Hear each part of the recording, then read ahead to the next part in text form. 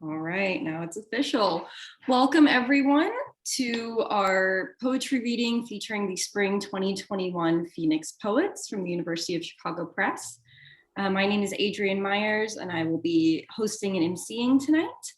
So this event is part of the press's new pandemic virtual world by the book reading series that is in collaboration with the Seminary Co-op bookstore here in Chicago. We dearly miss being in person with you all at the Seminary Co-op, but this is the next best thing we can muster in the meantime. So we will, like I said, we will be recording the event tonight. It'll be available, watch on our YouTube page within the next couple of weeks or so.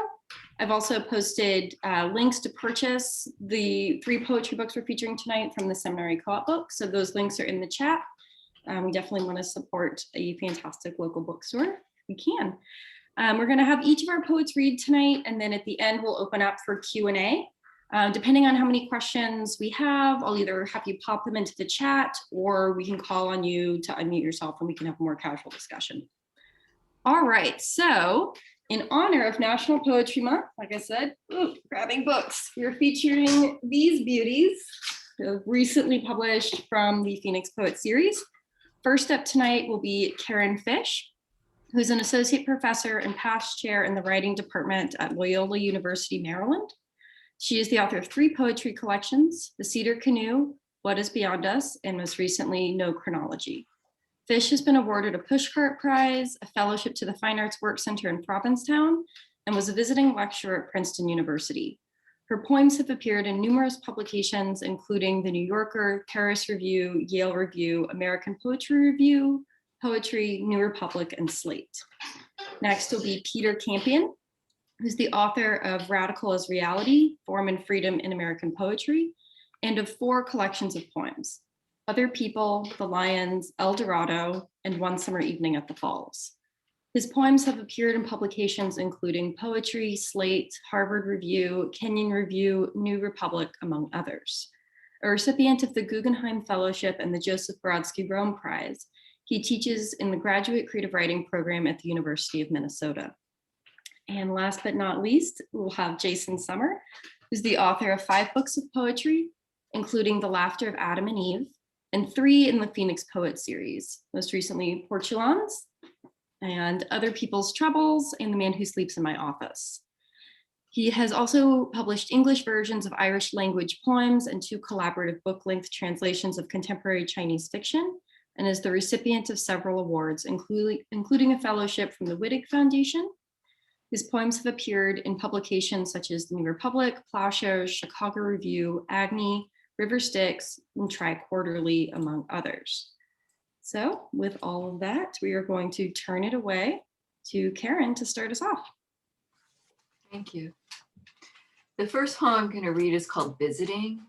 And I guess I was thinking about how much of childhood was waiting, waiting to be able to drive, waiting to be able to do what I wanted to do. And when I was a child years ago, you were seen and not heard. And so you were scoping out the scene usually.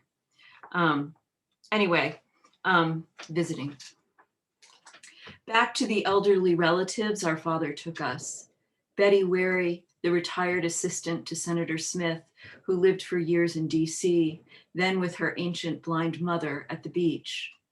Uncle Paul and Aunt Minnie, childless and decorum, insisting we dress for breakfast, had run a travel agency in Boston for the wealthy when the Victorian trip meant seeing the world.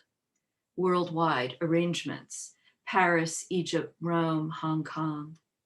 My brother and I, quiet, were afforded freedoms, silent in our browsing, closets, bedrooms, the shelves beside the fireplace with museum quality artifacts to indicate a past. Having been somewhere. Always cocktail hour somehow, a cocktail hour that sailed surely right over dusk. Dinner was just crackers, topped with the cursive of Cheese Whiz. Silent in my respectful good behavior, I paid attention. The blind look that indicated elderly listening. The thin braceleted arms parceling out the peanuts, refilling the glass companionably with the warm ginger ale. The speckled hands, the occasional band-aid, contusions purple pretty under the thin skin. The speckled necks, the birdie ankles, the eyeglasses and the canes. How could anyone live on the coast and not go in? Why?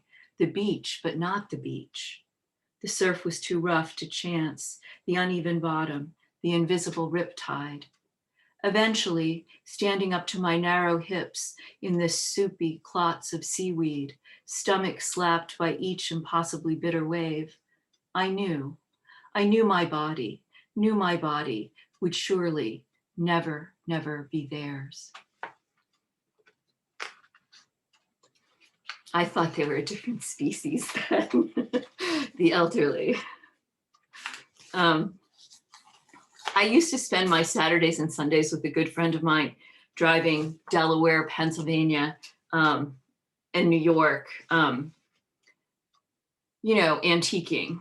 And sometimes he'd sing and we spent a lot of time together. It was kind of odd. Like these trips were all day affairs and mostly driving. And we liked the same sort of things. So it was a competitive endeavor once we got somewhere. But one day he said to me, do you think we'll be blamed for the extinctions? And I had never thought about this before. The accounting. Of course, there is some sort of accounting. Right as you leave this world, stepping down the rocky embankment, a purgatory. Birdsong, hoof clatter, shadows, and dark silhouettes through the branches. Puddles of sunlight. The almost seen is what we face, leaving our bodies. What we rationalized for years, fleetingly, seemed the crime that no one person would ever be blamed for. Weren't we collectively responsible? So it's odd leaving the world to feel so singled out, but there quickly, every species that has vanished is what each of us faces in vanishing.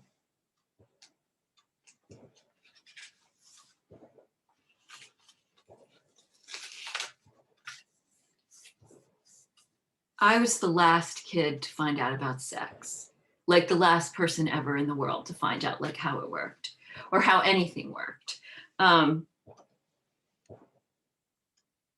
Anyway,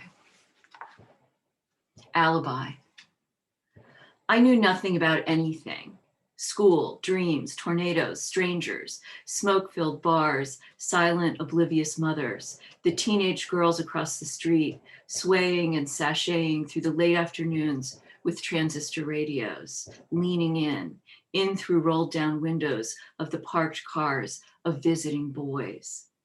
I worried in my not knowing of iron lungs, bursting appendix, accidental curse words, sudden illnesses, all manners of medical procedures, the gas chamber, the French kiss. I knew nothing about majorettes, although I tossed a baton in the warm afternoon air. I worried about being accused of a crime I didn't commit, switched evidence. It was a suburban neighborhood of abrupt boys, running, stopwatches, athletic accidents, stitches, snuck cigarettes, stashed girly magazines, pogo sticks, headlocks, handlebars to fall from, bikes to balance on, the back of while the rider stood riding. I knew nothing about how any of it worked, paychecks, much less wills. I thought if a man and woman slept back to back, they produced a baby. So I worried about bunking up with my brother on vacations. I worried we'd somehow, without our knowing, be some taboo bride and groom. I thought sex might involve the belly button. No, maybe you drank something, a guy's urine. My not knowing showed itself walking to school when the girls from blocks over would stop for me, remind me, you know nothing. I knew nothing about the origin of the creek, what to do forgotten at the frozen pond, evidenced by my walking home 2 miles in my ice skates, only to get in trouble for dulling the blades. I knew nothing about traveling fathers, sad oblivious mothers, wasp nests and sheds, how to pay attention, little experiments with fire, how to inhale why people moved, were quiet or not, pleased or explosive, foreign languages, good and evil, cause and effect. It always seemed so arbitrary. I jumped from the high bars and my knee hit my chin and my teeth went through my tongue.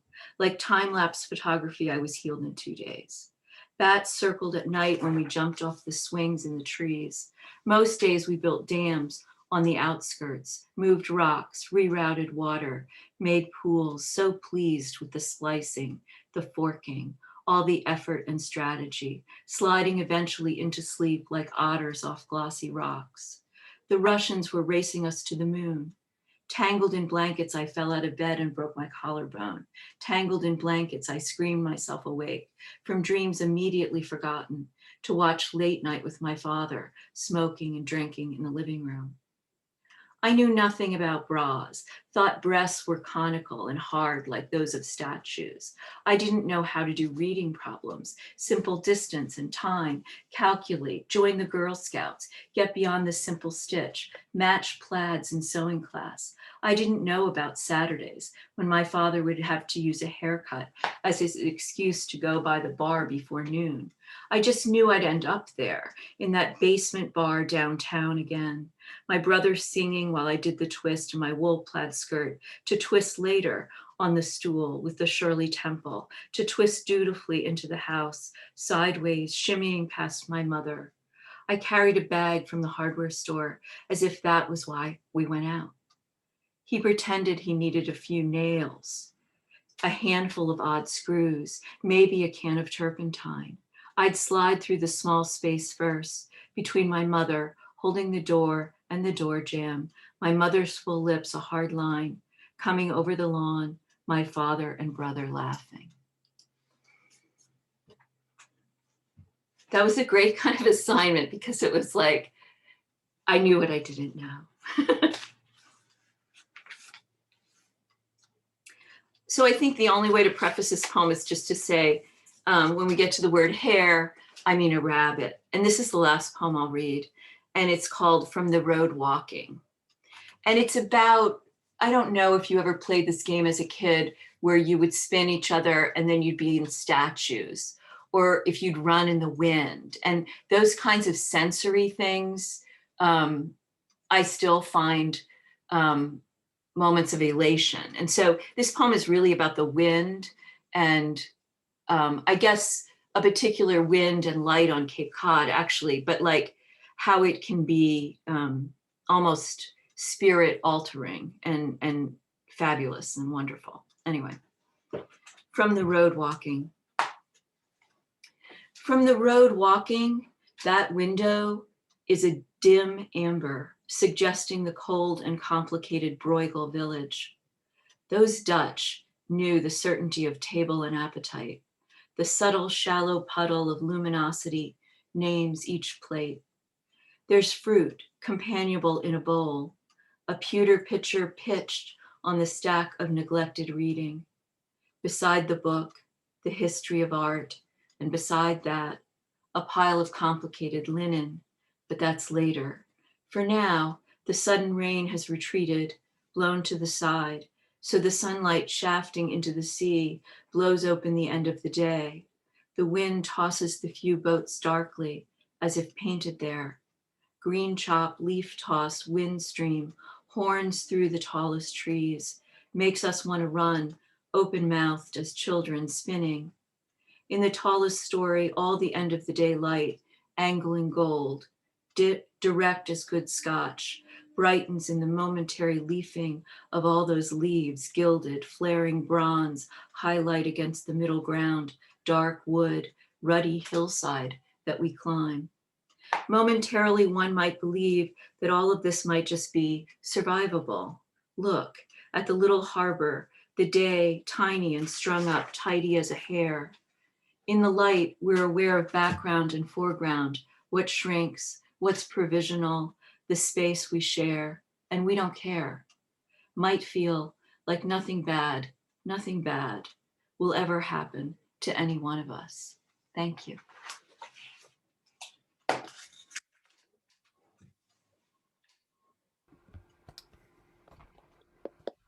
That was a beautiful reading, Karen. Thank you. I think I read next, and I'm just going to read 5 poems, shortish poems. The first is um, a free adaptation from Ovid's Metamorphoses. It's called The House of Rumor. After Ovid, The House of Rumor. Between the earth and ocean and the sky, there is a border where all three touch. From here, whatever place, however far, can be seen, and every word we utter heard. Rumor, whom some call Fama, has her house on an Alp at the summit. There are 1,000 windows and door frames on this house, but no door, no window. The always echoing walls are echoing brass, so the rooms swell with voices doubling. No quiet, never silence in any part, but also never clamor, little murmur of voices. Imagine ocean when you listen from far off, or thunder from vanished cloud banks, low, receding tremors, even as halls fill with arrivals, mixtures and dispersals, truths and interpretations, rumors by the thousand bend and merge as some pour discourse into empty ears, as others jabber elsewhere, as their stories grow, as their listeners all go tell some others. Here comes stray faith and harebrained, here comes error with vacuous satisfaction and poor reflexive fear. Here come surprise revolt and the specious whispers. Fama, whatever happens round the earth or skies or oceans, she sees who everywhere listens.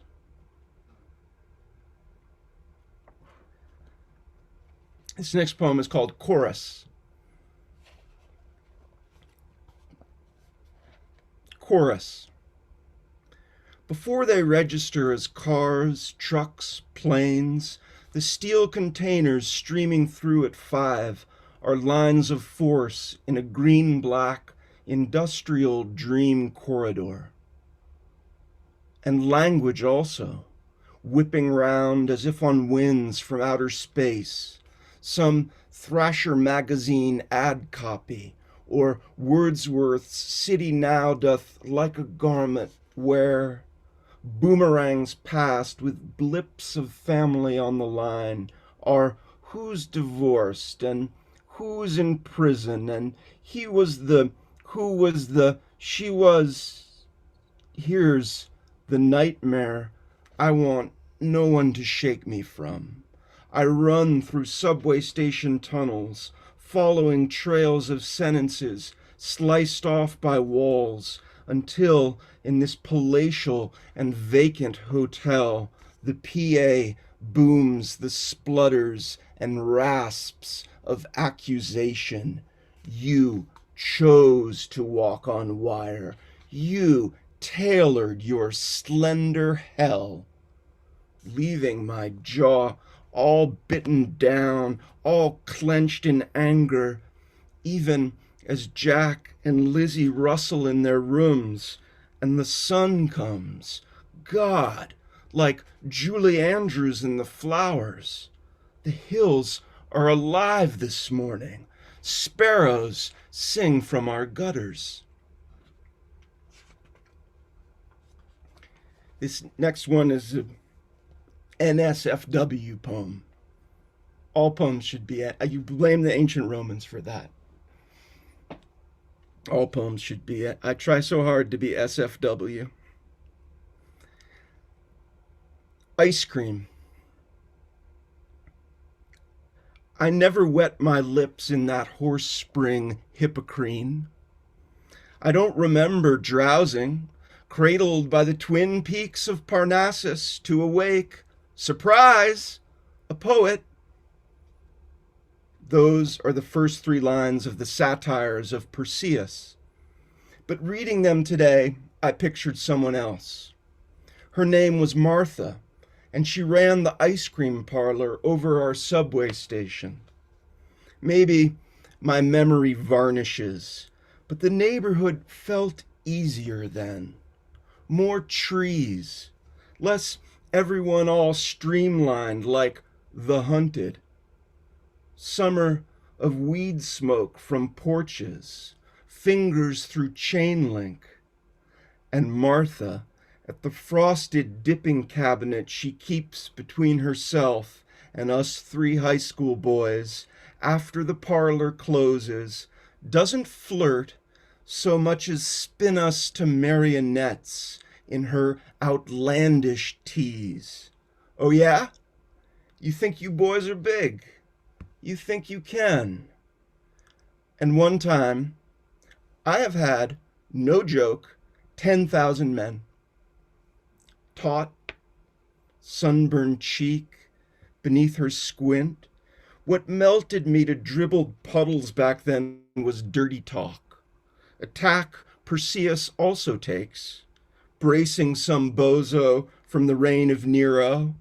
You never had one fellow from behind, another running his hands all over you, and his tongue, this long one, like some Apulian hound's. But now the crude, much like the delicate, obscures. Bring me down in the thick of it, the actual chill from the canted glass, somebody's triumph muffler growling outside as Martha flicks a strand of gray fallen across her eyes. I know I half invent this. Memory grants distance. Distance seems control. And soon the neighborhood will turn out slick as a website. No hippie shops with dangling spider plants. No Martha. But there, beyond what I could want or even know to ask for, as the darkness gathers, all her talk of fucking and getting fucked distills to just its tone of gusto, edged with a sweet corrective sting. The heights of Helicon and limpid Corinthian streams I leave to men on pedestals, their ivy garlands lapping themselves. I come here as a semi-pagan, smuggling my songs to the altar edge of poetry. Who makes the magpies, when they're near us, try to speak? Who taught that parrot how to squawk, "Hey there," in Greek? It was the master of all arts, ingenious maker of bodies, maestro of forbidden noises, Belly. Just let the slightest chance of a salary gleam, and grackle poets flap their beaks so much you'd guess they were gobbling nectar saved for Pegasus.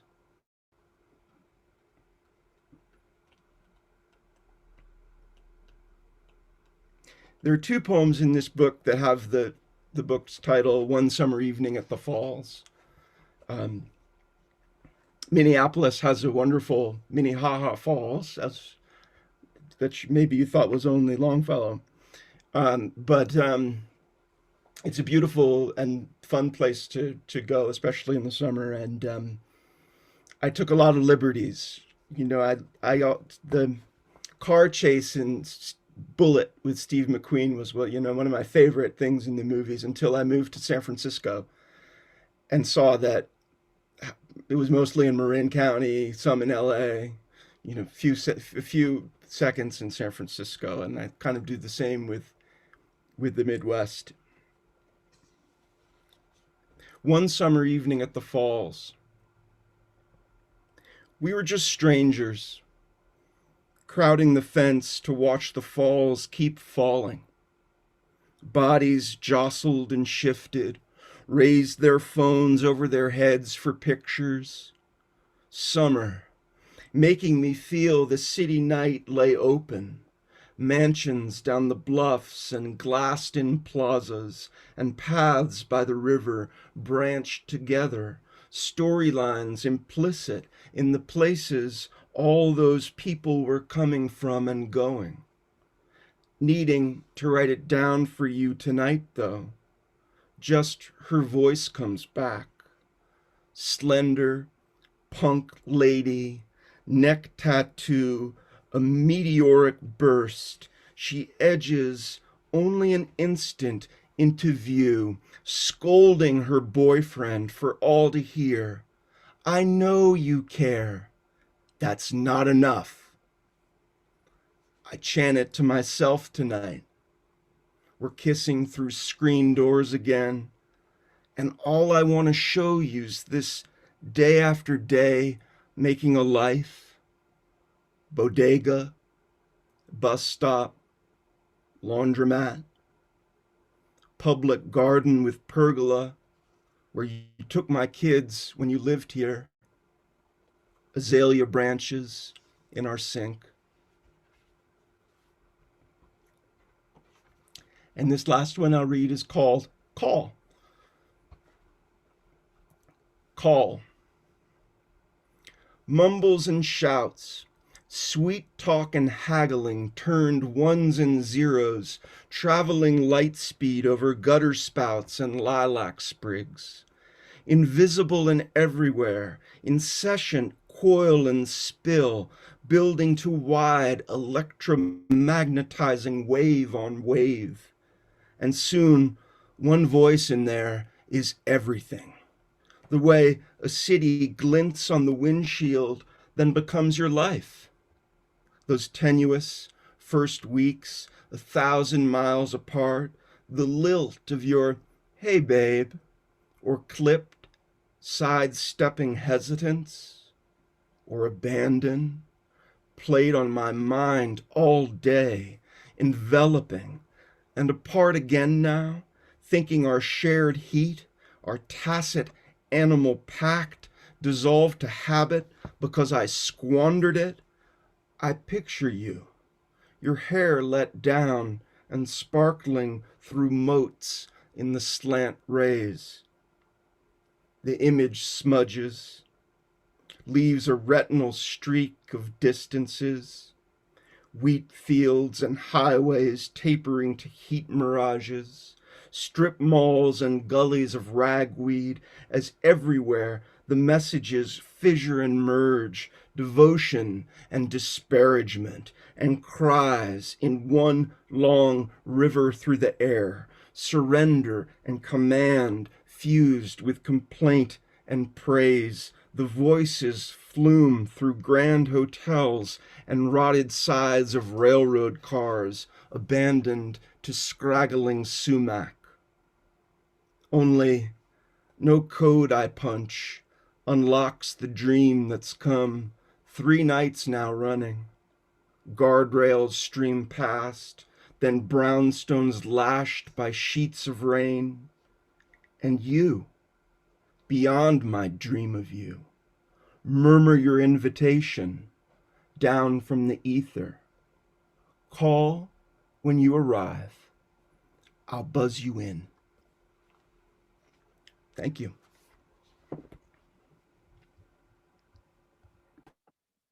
Boy, that's really great.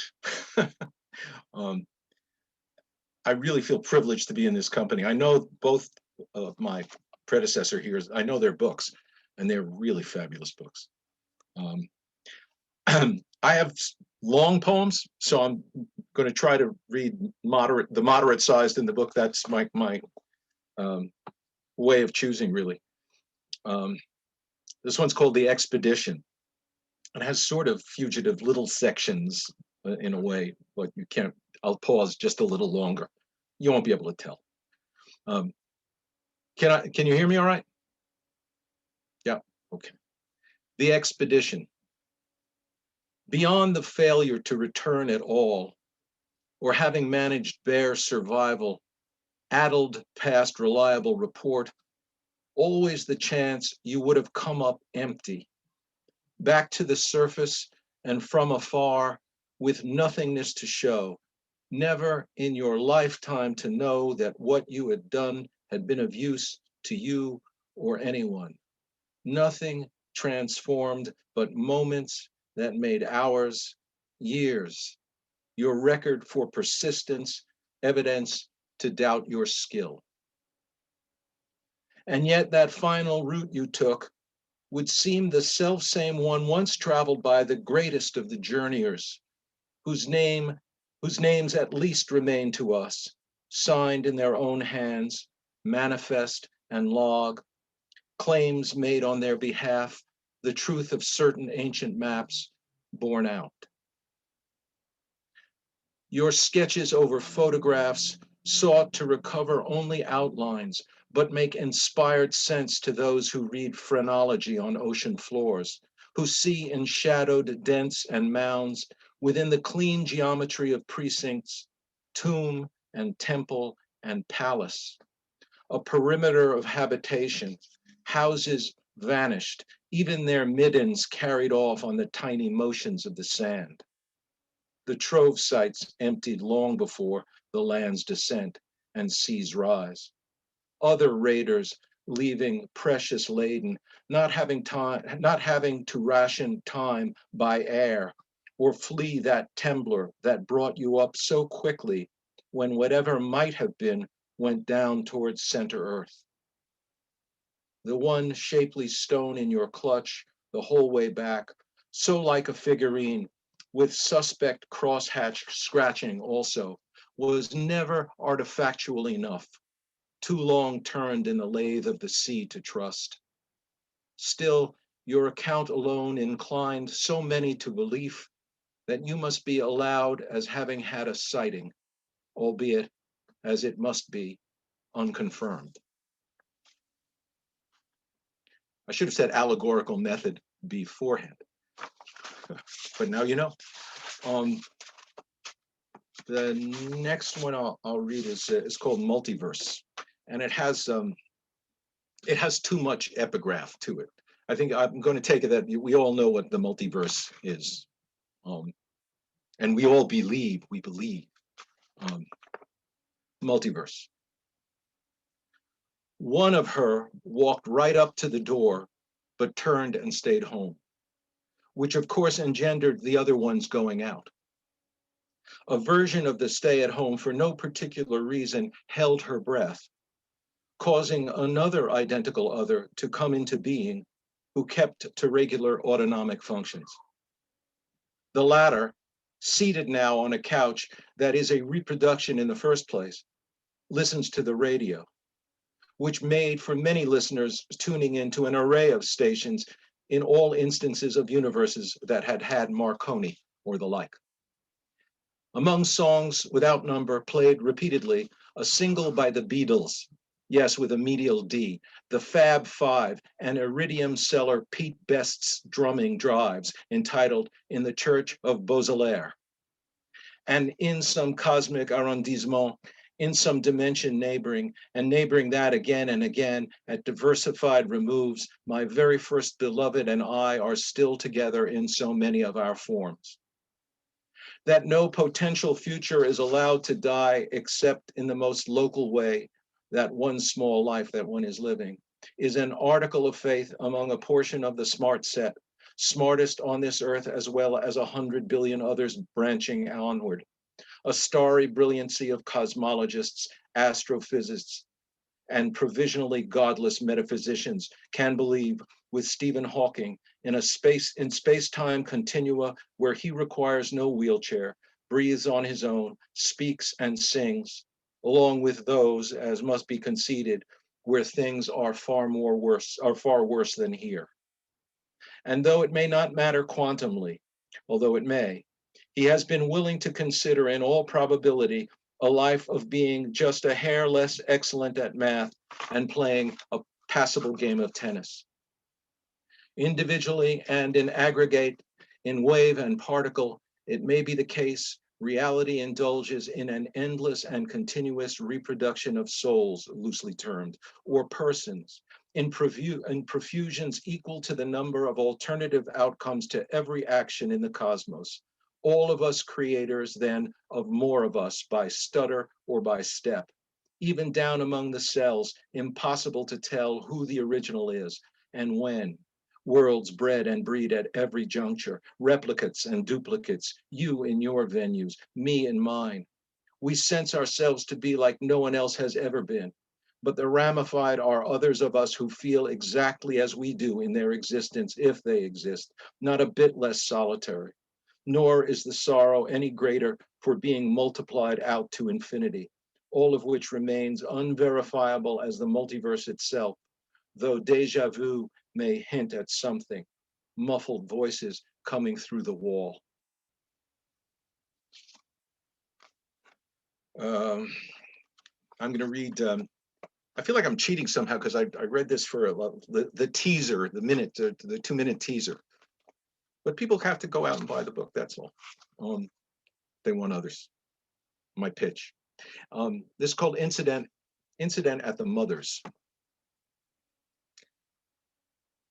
It would have been the last thing his mother said to him and M, that miserable visit early in their marriage, the final cutting thing on their way out to the car, standing before it.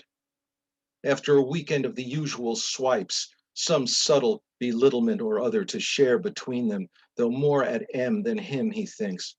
But truly, he forgets what it was that had him lunging at his mother. Too quick for him to be amazed at himself even. But he did. His arms around her back and back of the head, the way you'd catch someone who was falling over. Except he was felling her, swinging her into a waltzer's dip and an abrupt halt, a hovering tableau over the front of the car. He thought he meant to say, just shut the hell up. Enough, shut up. But as he finished, his grip easing, become a cradling, what came out of him as he laid her gently down on the hood was something from the beginning of him, of her and him. Shah, shah, shah, hush. Shah, shah, shah, hush.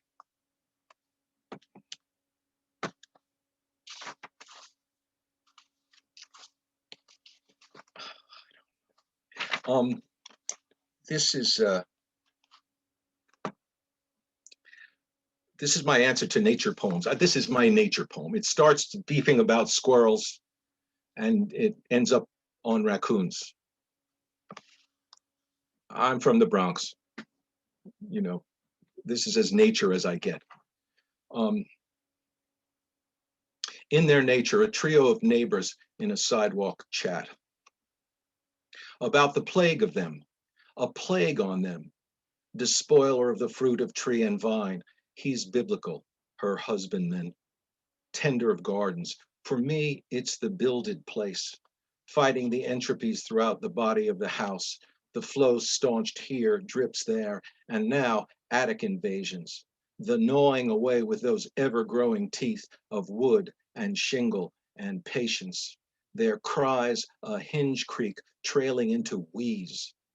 Just their nature and the price of living by the park, so many oaks. And nothing really to raccoons, she tells us. Where she was raised, a small farm in Missouri's Boot Heel, they grew a good 10 pounds and better, could unlatch most any gate and not just strew the trash, but carry the canaways, all leavings theirs, along with what's only left unguarded. The deft hands were never idle, nightly at the dig and delve, the tear into and rip open. So bold, they hardly needed cunning, and masked well by country darkness. The view into the trees around the house, glinting back in the sweep of flashlight, paired amber studs, eyes eyeing, no fencing them out. no chasing them off, no killing them all. Every now and then the boys took vengeance of a minor sort, which set on the porch as lure 2 large bowls, several feet apart, one heaped with saltine crackers, the other brimming water. Raccoons would come, 1 or 2 at a time, take a cracker, bring it to the water, the way they must if there is water, to do a kind of washing, having that behavior, she read it's called. And as each does, the cracker, dipped and rubbed, dissolves to nothing. And the animal looks down, perplexed, at pause a moment, the soppy fragments falling from them, and gets right back to shuttling between the bowls. Every attempt renews hilarity for those who watch behind the window glass, the back and forth again and again, until nothing remains there to make nothing of. I see it all, and with a little jolt of catching sight, as of my current face in mirrors, looking furred around in smoke, the tonsure's shag, gray swath of beard, knowing had I been there in the boot heel, I would have been among them, not the pranksters, but the pranked upon, under inner orders, moving to and fro, over and over, from one place to another, the hopeful scurry always, only to watch at each arrival my looked-for sustenance gone zero. I don't know, I think I'll read just one more, because they're longish-ish. This one's kind of antic. Should be read at bars, really. It's called the Old Art. The old art moved from left to right, plotted, knotted up, unknotted, stopped, turned around, pointed, well, twirled really, could just about say anything, but wouldn't just say anything, sure that you were listening. It overheard, speaking prettily, meaning to please whatever else it means, saying, you have been here, yes? You will come here, no? It suffered and sinned, but only hinted at the tedium. The old art doubled back, coincided, came around again, tethered itself to a history it would rather have had or would rather not have had, made up its mind in either case. It was a good time, it was not so good a time. Somewhere quite close or further off, there's revolution, war, but beyond all that and in the midst, closer yet, deeper in, there's a person alone, or two together alone, out of the group of friends, the small circle made by a series of random encounters of the sort only an evil genius or a beneficent deity or an indifferent fate might devise. For the old art, it was origins as much as destinations. It leapt up when it beheld and leapt and had the income and the leisure mostly. However, the old art raced the body up a hill, reached the top, heart pounding, crashed through a shut door, grappled with the other there were others there, and a house.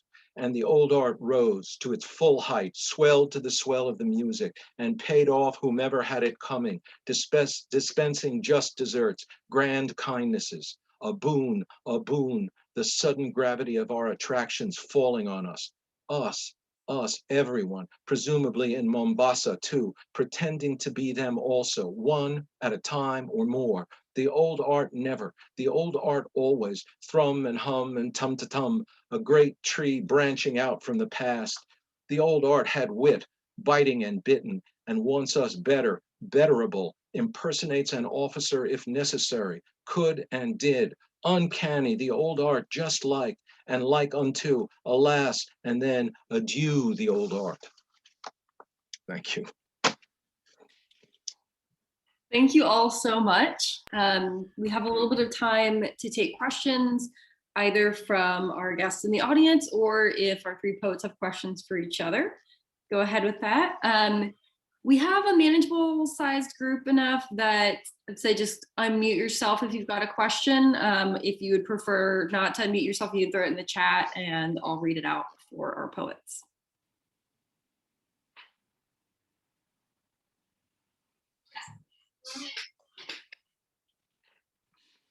Do y'all have questions for each other, the 3 of you? I know you've been able to read the book, and like Jason mentioned, we've been doing these little like Poetry Month social media teaser features on YouTube and Twitter and things. So Jason's has gone up, but the other two will be forthcoming.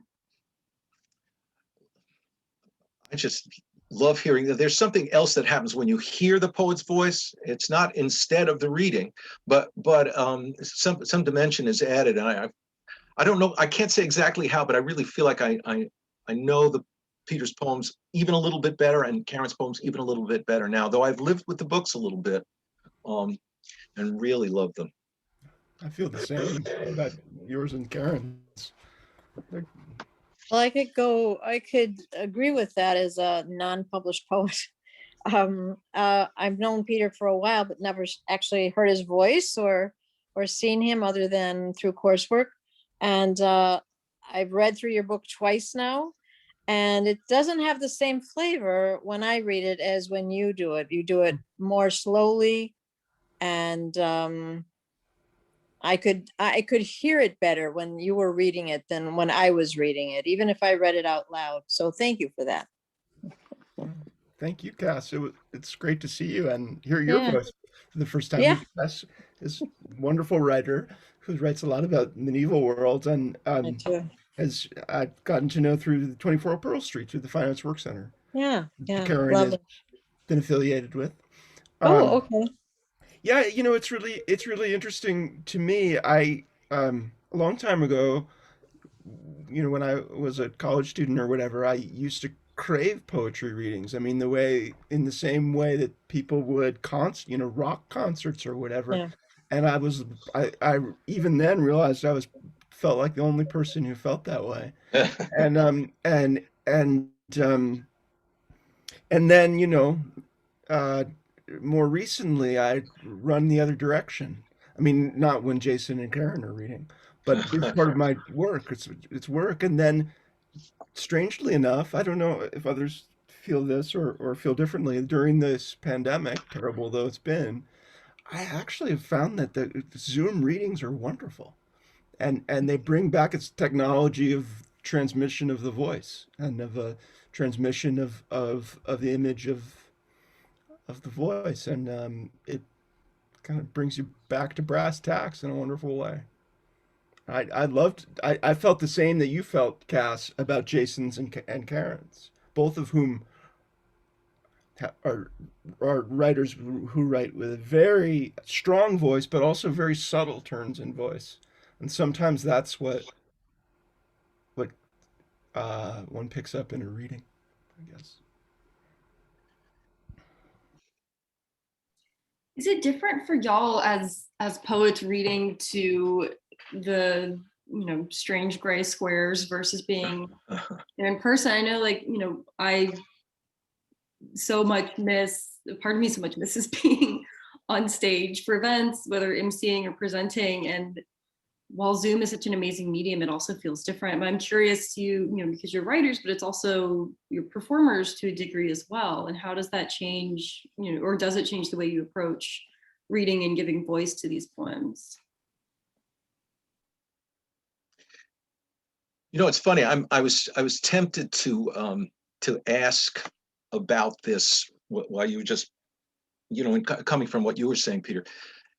There's something else going on now there's so much spoken word and so much emphasis on spoken word. And I sort of want to make the distinction between what I just heard, this late afternoon, then, with that, what I'm listening for in Peter's voice and Karen's voice is a very subtle thing. It's not about performance. It's about getting, I don't know, another dimension to what I would read. But read out loud in some sense, but not there's something different about being in the presence of an audience and writing for the presence of an audience. I don't think, poems that are as good on the page as my mates this evening write. I mean, they don't need much performance. You can get a Woodner up there and it'd be fine. I think something's happening to the whole idea of performance, though. I'm not sure I've thought it through enough, really, to generalize. I'd be tempted to, but we're recording, and I don't want to be held to it. Set in stone forever. Yeah, that's right. That's right. You have any sense of that you're reading differently because there's so much performance going on? Karen? I just think it's different. It's abstract, you know, and I don't even know how to talk about it. But, you know, when we're in a place together, that's different. It just has a different energy. So, I mean, I think this is great. We're surviving the pandemic, and I don't mean we, you know, we all are, you know, whether we're teaching or communicating with relatives or whatever. So it's better than not, for sure. Yeah, but I think it's really different. It feels different to me.